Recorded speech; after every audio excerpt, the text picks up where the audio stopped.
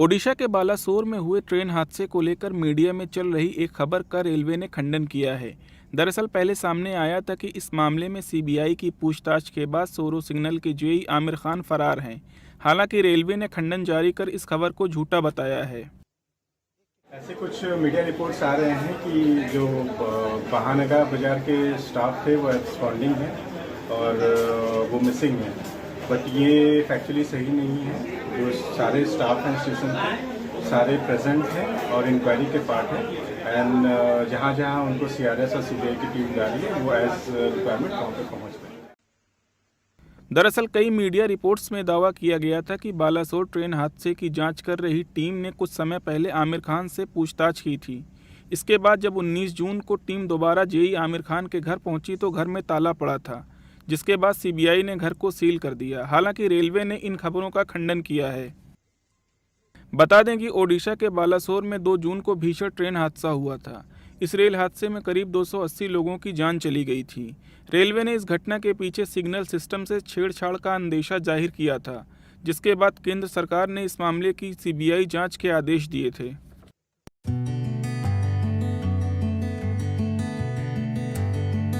ओडिशा के पुरी शहर में भगवान जगन्नाथ की रथ यात्रा के पावन अवसर पर राष्ट्रपति द्रौपदी मुर्मू, प्रधानमंत्री नरेंद्र मोदी, केंद्रीय गृह मंत्री अमित शाह और कई अन्य नेताओं ने लोगों को बधाइयां दी हैं। इस पावन अवसर पर राष्ट्रपति मुर्मू ने सभी देशवासियों, विशेषकर महाप्रभु श्री जगन्नाथ के भक्तों को हार्दिक बधाइयां और शुभकामनाएं दी। राष्ट्रपति द्रौपदी मुर्मू ने भगवान जगन्नाथ के समक्ष प्रार्थना की। प्रधानमंत्री नरेंद्र मोदी ने सभी को रथ यात्रा की शुभकामनाएं देते हुए ट्वीट पोस्ट में कहा, जैसे कि हम इस पवित्र अवसर को मानते हैं, भगवान जगन्नाथ की दिव्य यात्रा हमारे जीवन को स्वास्थ्य, खुशी और आध्यात्मिक समृद्धि से भर दे। वहीं केंद्रीय गृह मंत्री अमित शाह अहमदाबाद में भी भगवान जगन्नाथ की पूजा अर्चना करते नजर आए। बता दें, जगन्नाथ जी में रथ यात्रा का पर्व 10 दिनों तक मनाया जाता है। पुरी स्थित भगवान जगन्नाथ का मंदिर 4 धामों में गिना जाता है, जहां हर साल जगन्नाथ यात्रा को देखने के लिए देश विदेश से लोग आते हैं।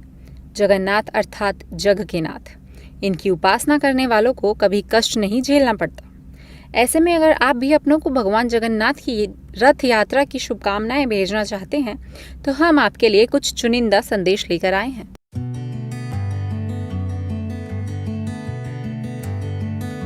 नमस्कार, मैं आपके साथ अंशिका गुप्ता। सावन महीने की शुरुआत के साथ ही देश भर में कावड़ यात्राएं शुरू हो जाएंगी। 4 जुलाई से 31 अगस्त के बीच श्रद्धालु लंबी लंबी पद यात्राएं करके भगवान शंकर पर जल चढ़ाने जाएंगे। उत्तर प्रदेश सरकार ने कहा है कि इस बार कावड़ यात्रा प्लास्टिक मुक्त होगी, यानी यात्रा के दौरान सिंगल यूज प्लास्टिक और थर्माकोल का इस्तेमाल प्रतिबंधित रहेगा। इसके साथ ही कानून व्यवस्था बनाए रखने के लिए अभी से स्पष्ट कर दिया गया है कि डीजे पर अश्लील गाने बजाने, सांप्रदायिक सौहार्द को बिगाड़ने की कोशिश करने और भाला और त्रिशूल जैसी चीजें ले जाने की अनुमति नहीं होगी। प्रमुख सचिव शहरी विकास अमृत अभिजात ने कहा है कि कावड़ यात्रा को पूरी तरह से प्लास्टिक मुक्त रखा जाएगा। सिंगल यूज प्लास्टिक के साथ साथ थर्माकोल के उपयोग पर भी प्रतिबंध लगाया जाएगा। स्वच्छता अभियान चलाया जाए और रास्ते में पीने के पानी की व्यवस्था की जाएगी।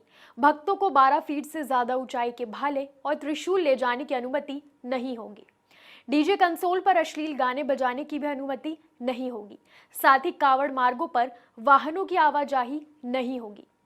असामाजिक तत्वों को सांप्रदायिक तनाव फैलाने वाली अफवाहें रोकने के लिए पुलिस व्हाट्सएप ग्रुप और सोशल मीडिया पर नजर रखेगी। यात्रा की आवाजाही पर सीसीटीवी और ड्रोन कैमरों से नजर रखी जाएगी।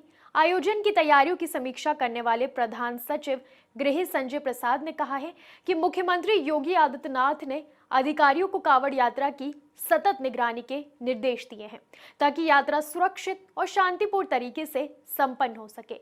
यात्रा जिन जिलों से होकर गुजरेगी, उन सभी जिलों के अधिकारी समन्वय बनाकर काम करें।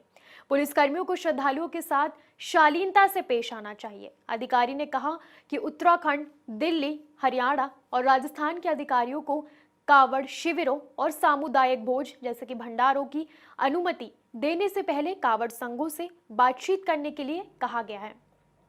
प्रसाद ने कहा है कि जिला प्रशासन के अधिकारी कांवड़ियों को सुरक्षा और जरूरी सुविधाएं मुहैया कराएं।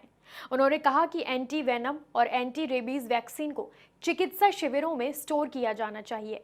रास्तों में शौचालय और स्नानागार की व्यवस्था होनी चाहिए। अप्रिय घटनाओं को रोकने के लिए घाटों पर बैरिकेडिंग की व्यवस्था भी की जानी चाहिए।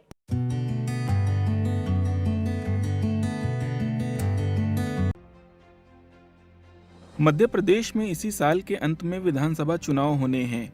सियासी पार्टियों ने इसके लिए जोर लगाना शुरू कर दिया है। इसी बीच राज्य के पूर्व सीएम और कांग्रेस नेता कमलनाथ ने पुलिसकर्मियों को चेतावनी दी है। उज्जैन के महिदपुर में एक जनसभा को संबोधित करने के दौरान उन्होंने कहा कि पुलिस वालों को वर्दी की इज्जत करनी चाहिए। कमलनाथ की चक्की चलती है देर से, बट बहुत बारीक पिसती है। ये सुन ले कान खोल के, सर्टिफिकेट देना होगा इन सब अधिकारियों का, इन सब कर्मचारियों का, इन सब पुलिस वालों का। सर्टिफिकेट कौन देगा? जो मेरे सामने बैठे हैं वो सर्टिफिकेट देंगे। उज्जैन में दिए गए बयान के बाद कमलनाथ अब बीजेपी के निशाने पर आ गए हैं। मध्य प्रदेश के सीएम शिवराज सिंह चौहान ने कहा कि एक व्यक्ति जो खुद मुख्यमंत्री रह चुका है उसे ऐसी भाषा का प्रयोग करना शोभा नहीं देता। जो व्यक्ति मध्य प्रदेश के मुख्यमंत्री रहे हों उनको ऐसी घटिया भाषा बोलना शोभा नहीं देता। मैं देख लूंगा। चक्की पीसती है, अब क्या पीसती है? जनता को पीसा तुम्हारी चक्की ने 1.25 साल में, पिछले 1.25 साल में बाहर हो गए। अधिकारियों को डराना, कर्मचारियों को डराना, उनको धमकी देना, कौन से युग में जी रहे हैं कमलनाथ जी? वहीं मध्य प्रदेश के गृह मंत्री नरोत्तम मिश्रा ने कहा कि कमलनाथ द्वारा इस तरह की टिप्पणी किया जाना किसी भी प्रकार से उचित नहीं है। दरअसल कमलनाथ जी क्या उद्योगपति व्यक्ति हैं। पुलिस कर्मचारियों की वर्दी पर टिप्पणी करना मैं समझता हूं कि उनको ये शोभा नहीं देता है। वो बीच बीच में समय समय पर इस तरह की अधिकारी और कर्मचारियों के बात बोलते रहे कि हम कल है, आज के बाद कल भी आता है, कल के बाद परसों भी आता है। ये जो खिसियाट है ना कि हमारी चक्की, अरे कमलनाथ जी मिक्सर का जमाना आ गया, बुजुर्ग आदमी हो आप, अभी चक्की पे ही अटके हो। कमलनाथ के बयान पर मध्य प्रदेश बीजेपी के अध्यक्ष वीडी शर्मा ने कहा कि अपनी जमीन खत्म होता देख कमलनाथ बौखला रहे हैं। ये अधिकारी ने उनकी लिस्ट पहले बना ली है कि इनका कितना हिसाब किताब करना है। ये डर सताता है, ये भय है, ये गुंडिज्म है, ये कानूनन अपराध है कि किसी कर्मचारी को आप धमकी दें। इसलिए मैंने बहुत पहले कहा था कि अब इनकी जमीन खत्म हो गई है, अस्तित्व खो रहे हैं तो बौखला रहे हैं। बता दें कि मध्य प्रदेश में साल 2023 के आखिर में विधानसभा चुनाव होने हैं, जिसको लेकर राज्य में सियासी पारा हाई है। आने वाले दिनों में नेताओं के इस तरह के बयान और देखे जा सकते हैं। 1.25 साल में बाहर हो गए।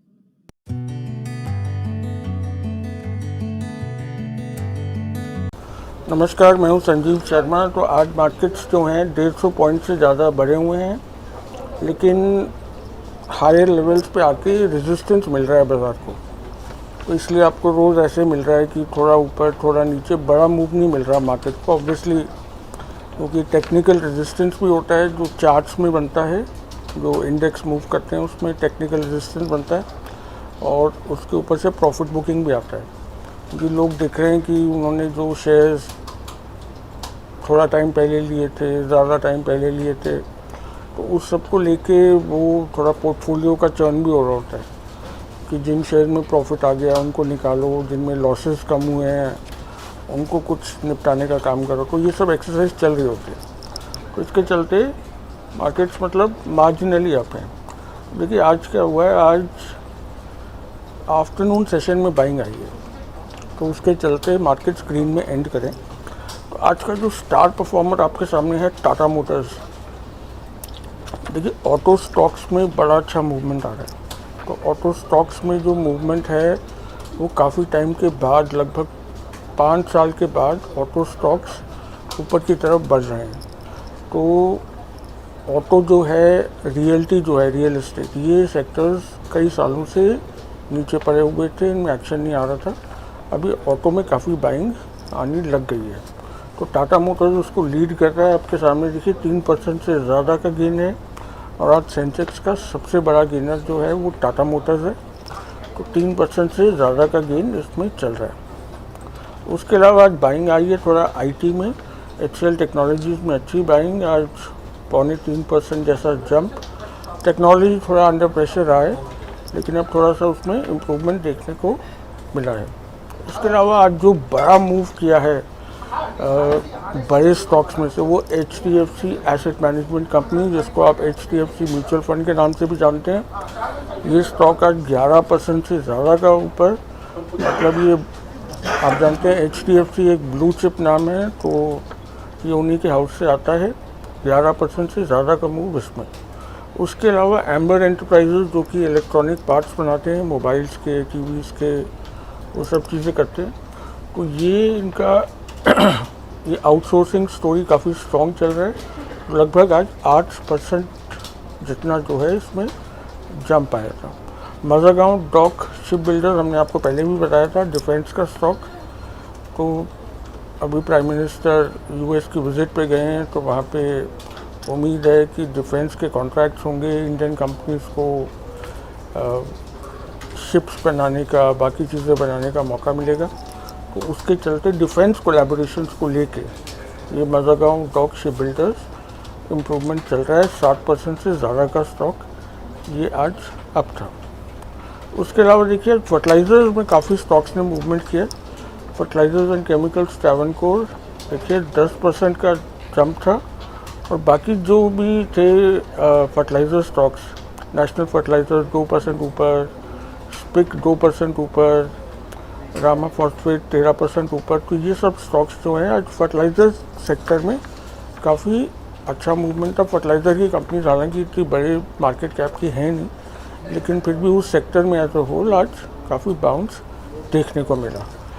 तो आज मार्केट लगभग 160 पॉइंट्स अप, नए हाईज धीरे धीरे क्रिएट हो रहे हैं, लेकिन ऊपर के लेवल्स पे consciousness. Subscribe now and press the bell icon. Never miss an update.